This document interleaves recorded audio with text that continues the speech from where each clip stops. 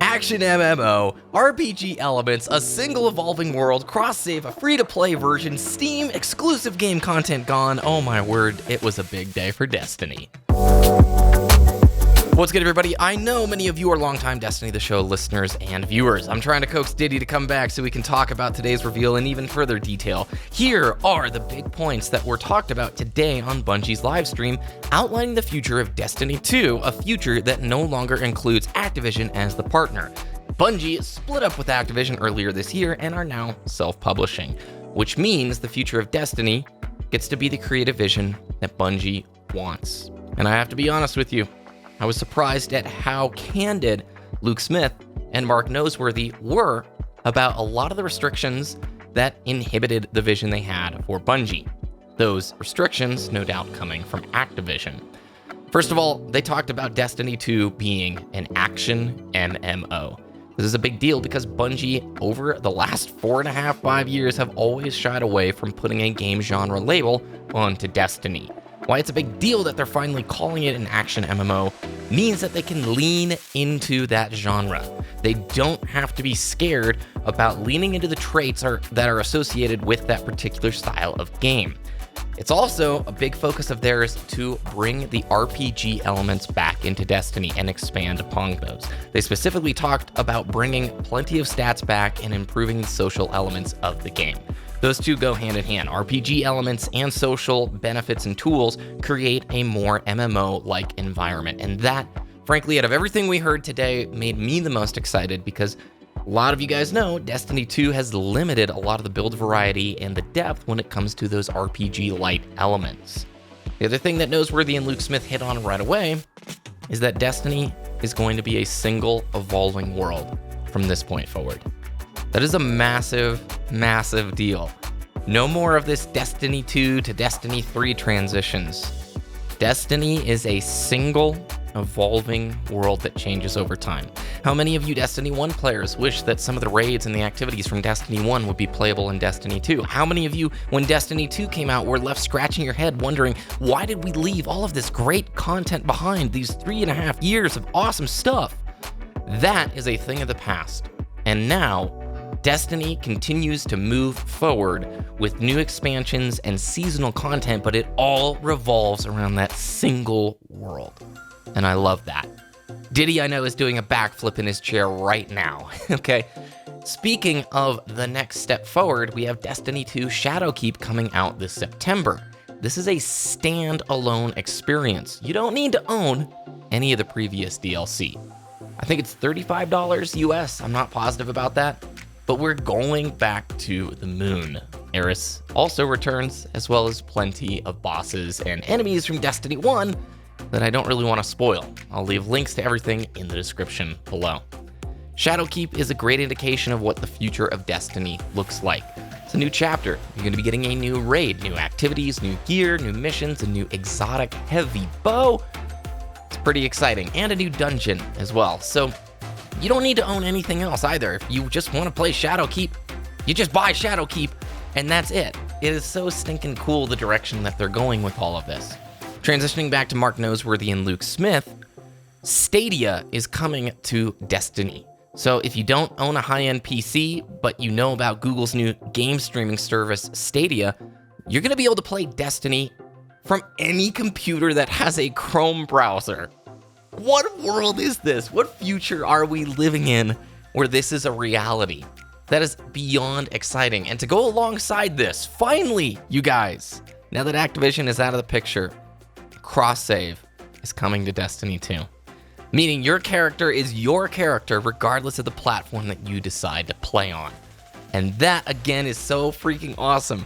There are a lot of PlayStation 4 buddies that I haven't gotten to play with in a long time because my PC character is the person I put the most time and effort into. I don't want to grind two separate platforms. With cross-save, I can walk over to my couch, boot up the PS4, load up my Guardian, and play with that crew. And then, if I just want to go play with my PC buddies, I'll walk back over to the PC and boot it up there. This is a universe that we have hoped for. I do really want to believe that crossplay is something they could implement in the future. But cross-save is the first thing that's been confirmed. No mention of crossplay just yet, but that is extremely exciting. There is also a free-to-play version of Destiny 2 coming out. Destiny 2 New Light.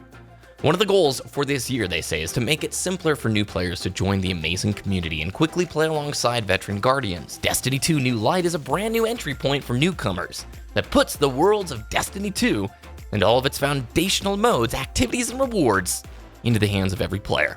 It's coming September 17th and it's free to download for all players. So, New Light also lets you experience the first introductory sequence from Destiny 1, but in the Destiny 2 engine. Freaking really cool. You're going to get to play on pretty much all the spaces that exist within Destiny 2. They don't have a ton of details out just yet. It sounds like a lot of patrol spaces, maybe strikes and PvP will be playable, but I don't know what the next step is to get players into whatever the current content is of the game. I want to also note that in the stream they were very open that endgame is the game. Their focus from this point forward is making Destiny the hobby. It's not short little one-off expansions, but an ever-living, breathing world continually being updated. Also, exclusive activity content is gone. No more exclusive strikes, no more exclusive weapons. I don't know how Bungie was able to tick all the boxes off so well and so efficiently, but they did in this stream, and it gets better. Because Activision Blizzard is no longer in the picture, for PC players, there needs to be a new launcher. There needs to be a new hub for Destiny on PC, and it's coming to Steam. Luke Smith was a jerk and said they needed a launcher of epic proportions and had everyone freak out in the chat. But yeah, it's coming to Steam, you guys, and you're going to be able to migrate your content for free if you own it currently, which is unbelievable. We're coming into a world where Halo MCC is going to be on PC. Destiny is going to be on PC. There's no more 200 friend limit because of the Blizzard launcher. Oh man, I'm telling you guys, I'm getting so excited about all of this.